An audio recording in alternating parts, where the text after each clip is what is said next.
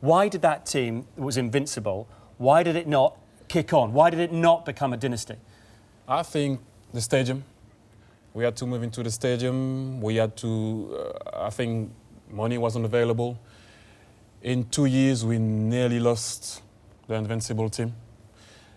On the other side, you're looking at United keeping the core, adding players, Chelsea getting stronger, we're losing players, key players. And that, I think for me, that was the thing. No money. The money went into the stadium.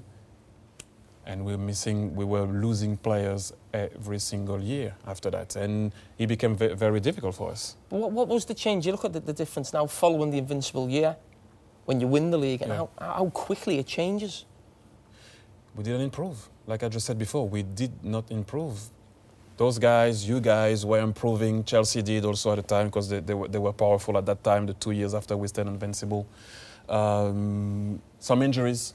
But when you lose Patrick Vieira and you lose the likes of the player that we lost at that particular time, that changed a lot into our mentality, the way we were less confident, and it wasn't the same team anymore.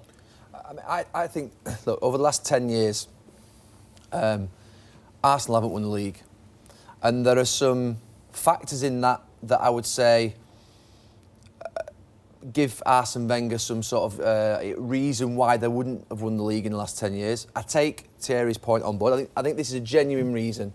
If you think about the net spend of Arsenal in the last 10 years, it would be 98 million, and the staggering spend of those four clubs above them, and the fact that they were building that stadium, that is a factor. It's a major factor. And I think I've got some level of sympathy. Yeah, sympathy for them. I've got sympathy for Arsenal. And I think Arsene Wenger's done an incredible job with that net spend.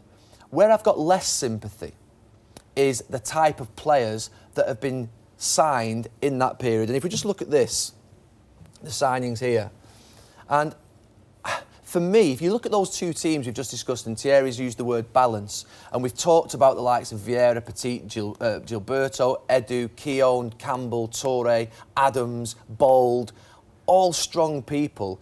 All of a sudden, the most significant signings between 2004 and 2009, I can't think of a word to describe that bunch. I could, but it might not be usable on television. But they're certainly not what I would call the type of characters that you would want to win you a league. The powerful characters, the strength that you need running through your team, whether it be a Blackburn team, a City team with Yaya Toure and Vincent Kompany. And the profile of players completely changed and the style has changed. And that, to me, is where I've got no sympathy, to be honest with you. I don't know where it's come from. The key for me is the one at the bottom, Cesc Fabregas. It changed the mentality of Arsene Wenger. We used to play a flat 4-4-2, as you noticed and you guys played against us. And because of Cesc, the player that he was, he started to think that he had to build the team around Cesc Fabregas. So he went into a 4-3-3, and he still does play the same way. And believe it or not, I believe that Cesc Fabregas was the reason why he did that.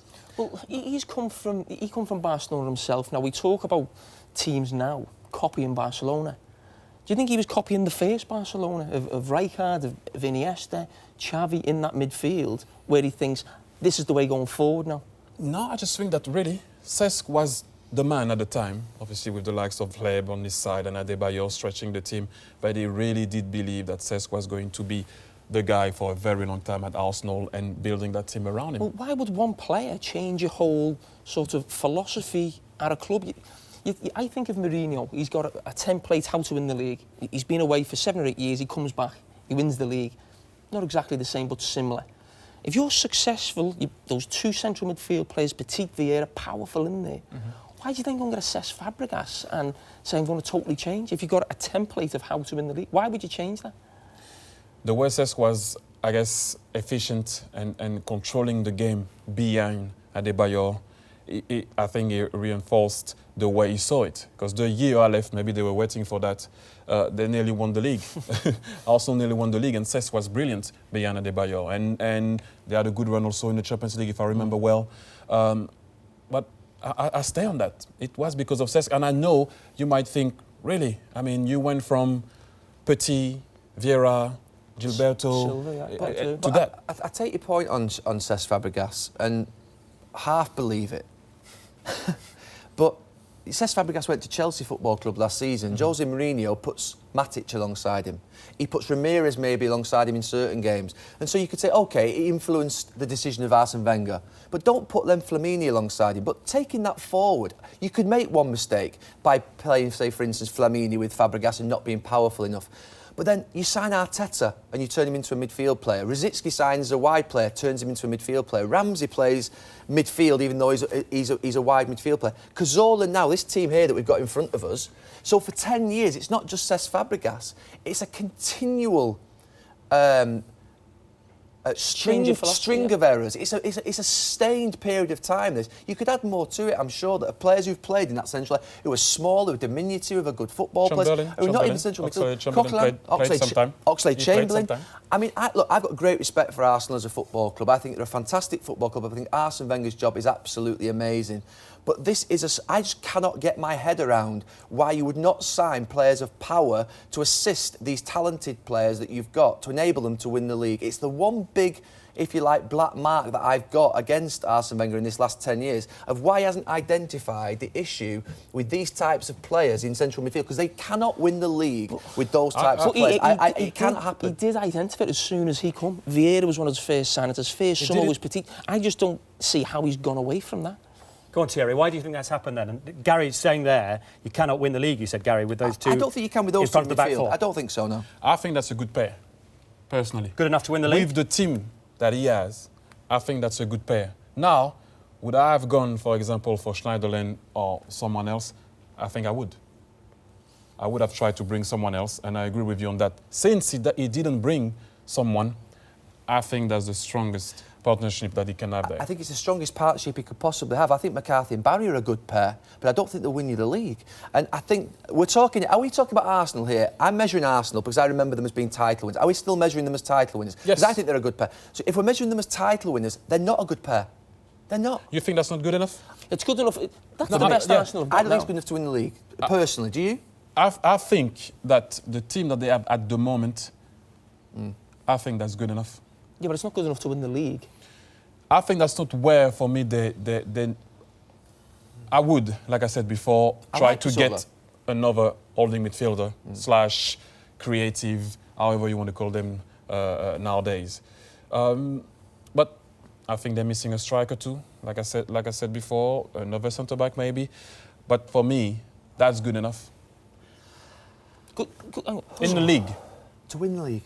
Win the league. No, Yaya Toure, Fernandinho, Matic, Ramirez, Fabregas. Some of the team have other options that will let them breathe. For example, if you have Sterling, Navas, and Aguero that always runs in behind, keep the width, it's clearer. When you have Ramsey sometime tucking in earlier, Sanchez coming in, you crowd everybody. It's a different concept also and a different philosophy. You see it clearer and it's always easier when you have players that can stretch the defense. But going back to this, is it enough to win the league right now as a team? As we saw the other day, they lost against West Ham at home. Lack of creativity. Arsene said it himself. It wasn't convincing enough. I say it's good enough from the team they have. That's the best partnership you can have in that position. It's undoubted it's the best partnership they have, and I actually think they played some fantastic games together, and I actually think they're good players. I think But you think it's not good enough? Cazorla's fantastic to watch, and I think Coquelin's had a brilliant last 6 to 8 months. But when I'm talking about Arsenal Football Club winning the league, I cannot get... Because this is what frustrates you, isn't it, Gary, in the sense that you think they're so close. If you think about Fabregas, or if you have a Paul Scholes, for instance, when we were playing, he was a fantastic player. You've got to build people around him and then facilitate what maybe they can't do in the defence here, even though Paul Scholes could defend. Fabregas can't defend. So Mourinho puts Matic or Ramirez alongside him. To me, it's arrogance. And I think it's arrogance. I really do. To think that you're not going to adapt your team to change, to impact upon the other teams that you're playing against and their strengths. I played there. I don't think it's arrogance. I think that it's belief. But it doesn't work. Arsene and the players believe that they can play like that and they can outplay teams at times. Whether people like it or not, it's belief. No, it's either naive or arrogance, because they keep losing this way. So for me, it's either naivety or arrogance. Belief, it it's misheld belief. But Well, last season we spoke, how long we were utilising about them on the show, about the Man City game. Yeah. Where they went there, Cazorla played centre mid. What are you laughing at? Utilising. You've invented a word as well. Brilliant. But it was a massive change, Yes. wasn't it? And I think in the Charity Shield as well, second half, they defended deep, they looked to counter-attack against Chelsea. Now, this is a home game, so it's slightly different, but it's yet to be seen in this season. If they go away from home in those big games, will they resort to what they did last season and got them success? They showed against City that they can do it. They can do it. I think sometimes against team, especially away from home in this league, when you go and play away from home at United, away from home at City, away from home at Chelsea, you need to have a different approach. Honestly, no word of lie, if it wasn't United winning the league, Arsenal would be the football club I'd want to win the league out of the ones that are at the top. They're absolutely, for the respect, great football club. I just wish they'd correct this issue of lacking power and strength in the middle of the team.